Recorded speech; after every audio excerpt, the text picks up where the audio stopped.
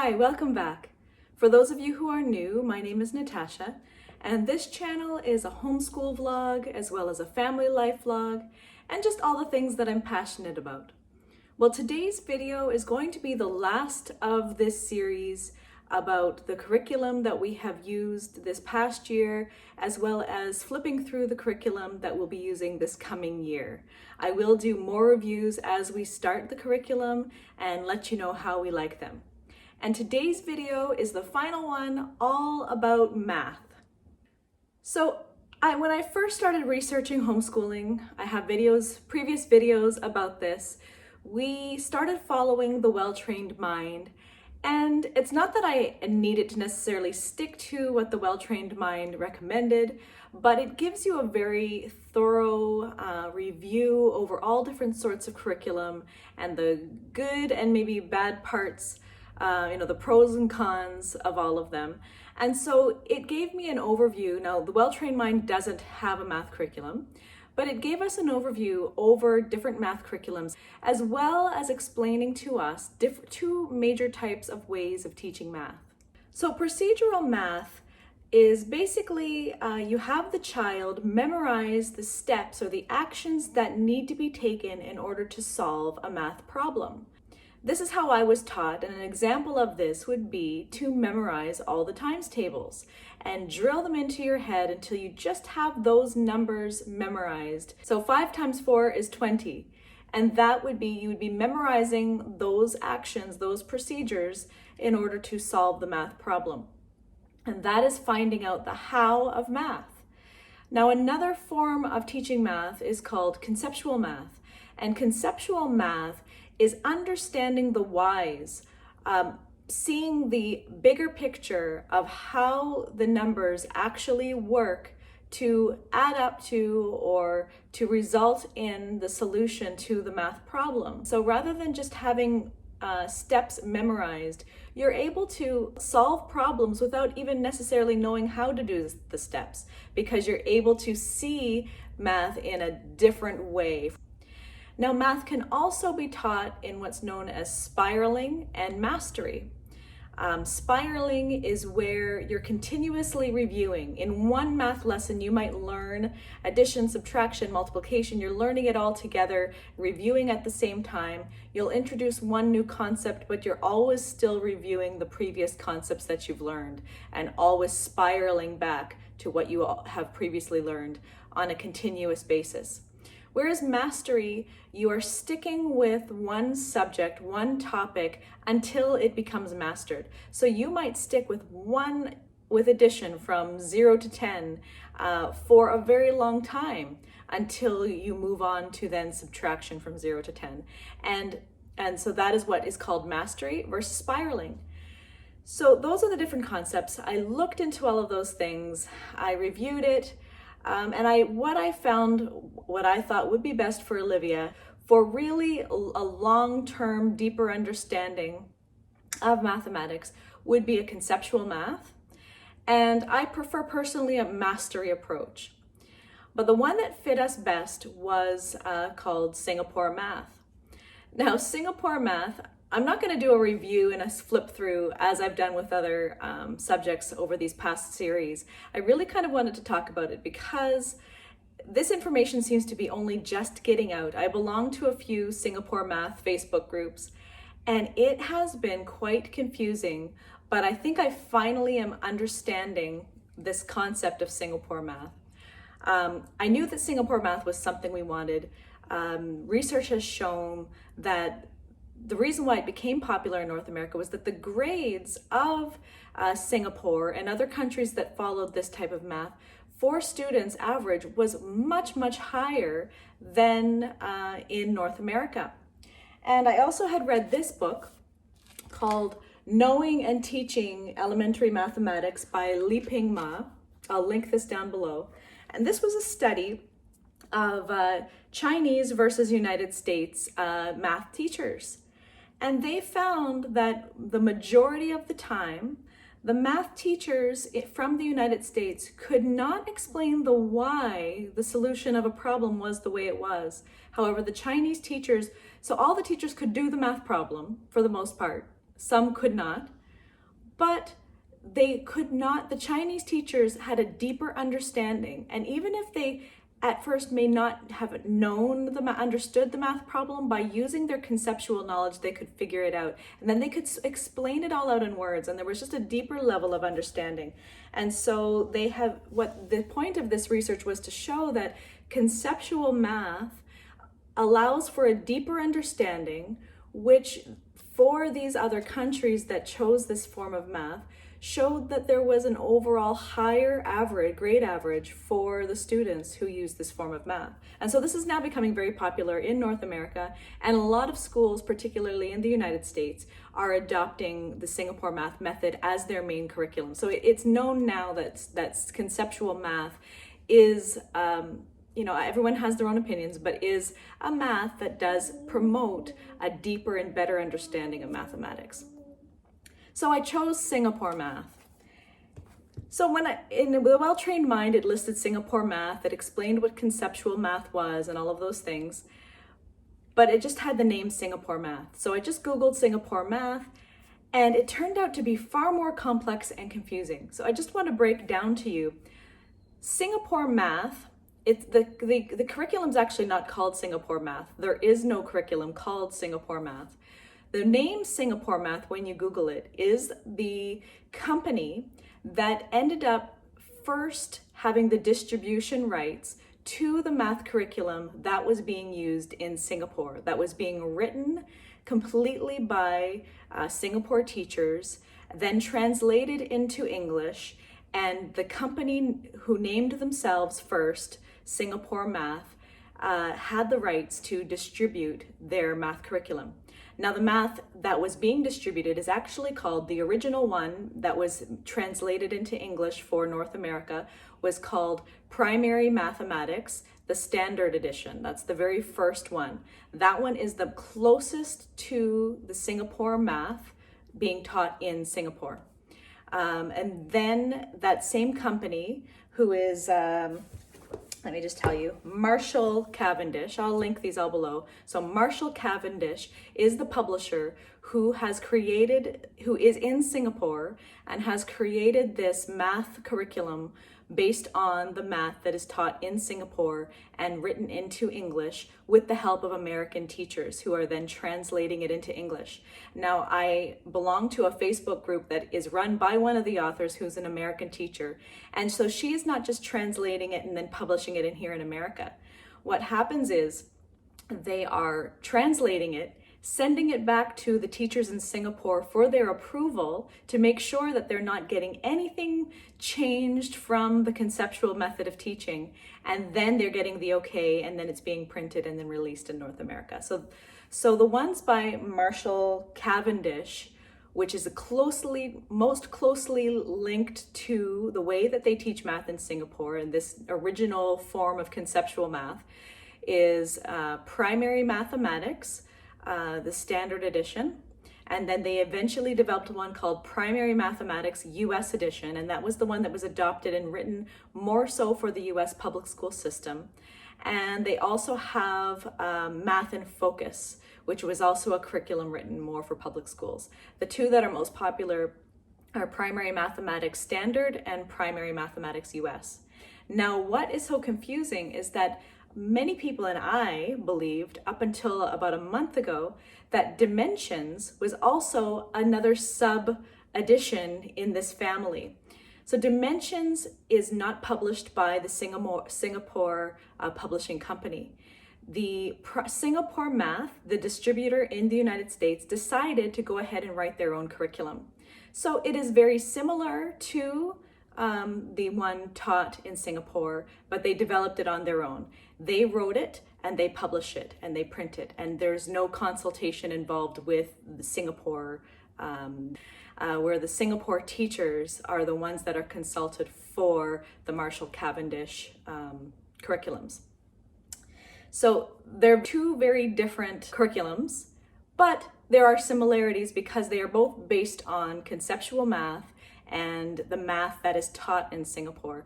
I just lumped them all together as Singapore Math, but they're not all Singapore Math. Singapore Math is the name of a publishing company, and they are different curriculum.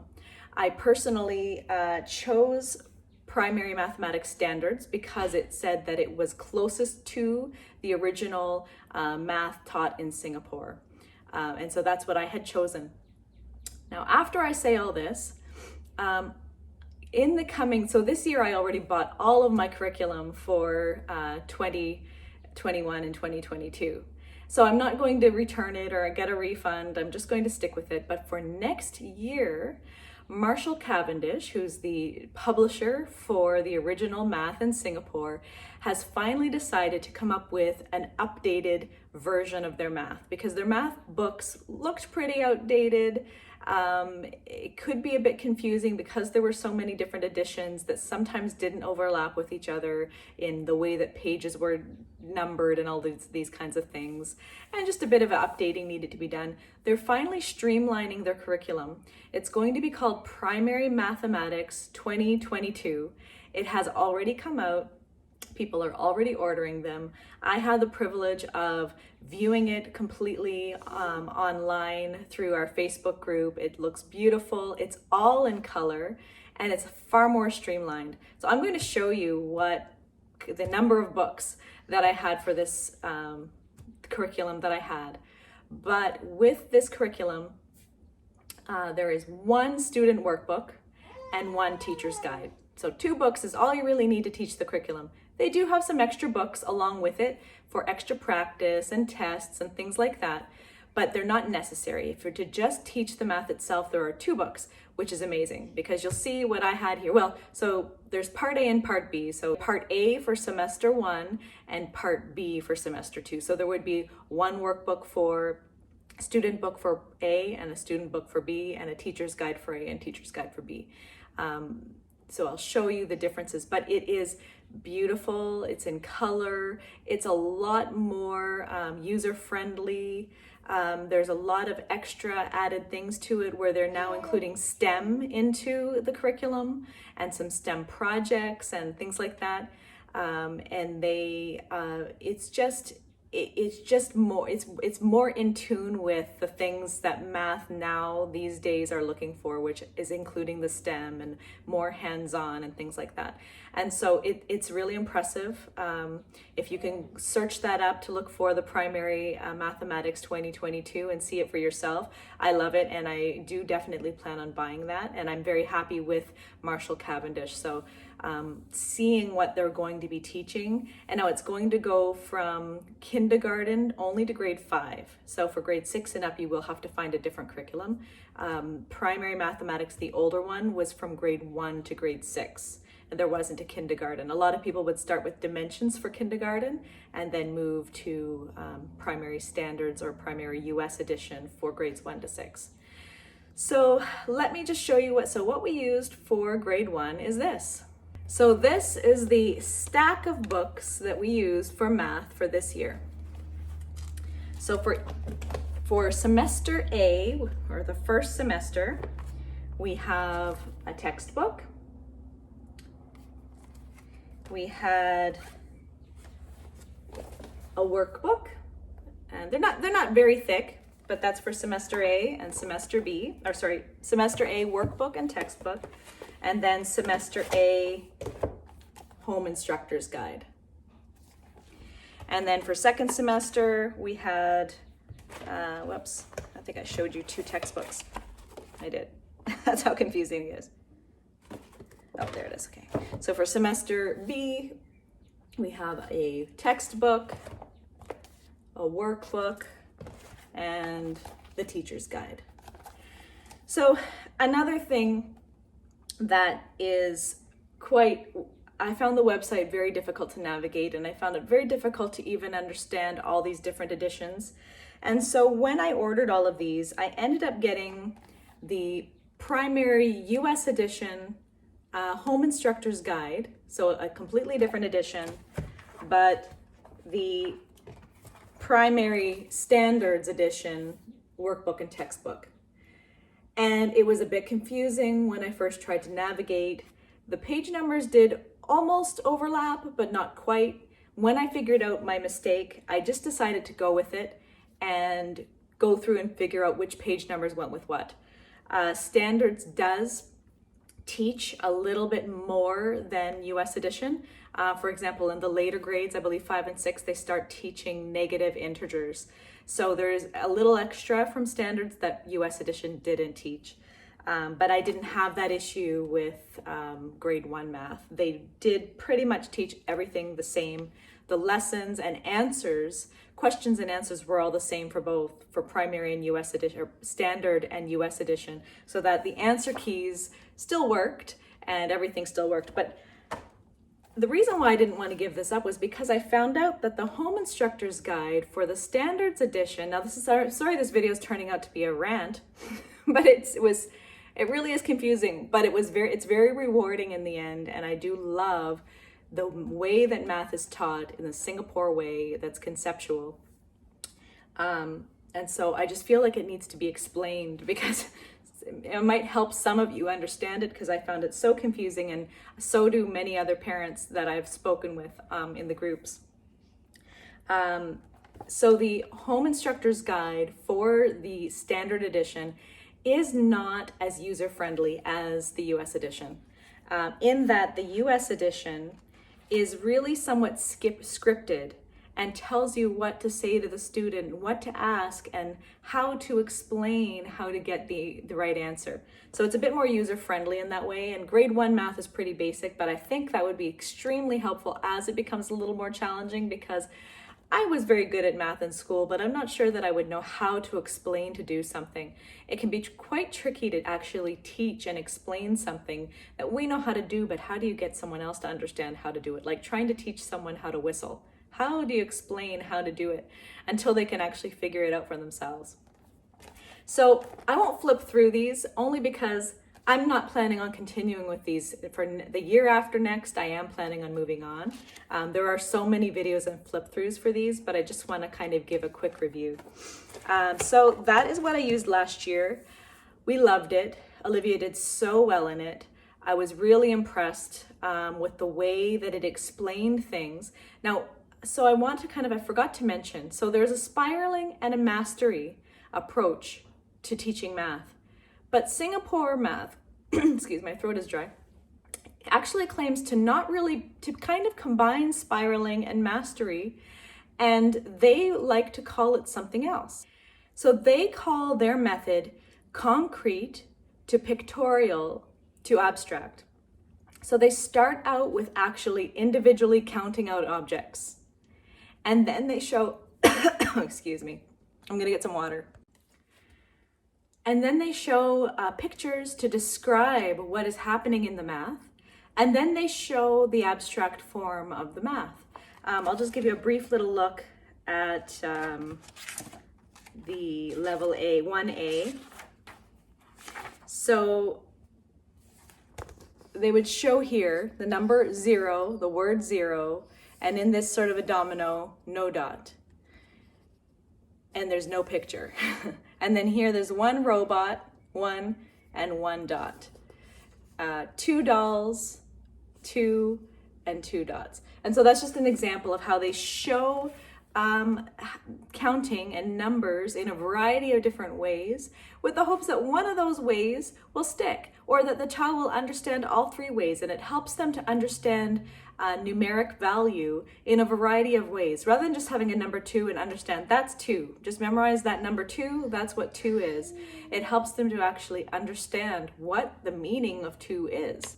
And so that is how Singapore math teaches math. So it's done in this conceptual way, and it's done concrete to pictorial to abstract.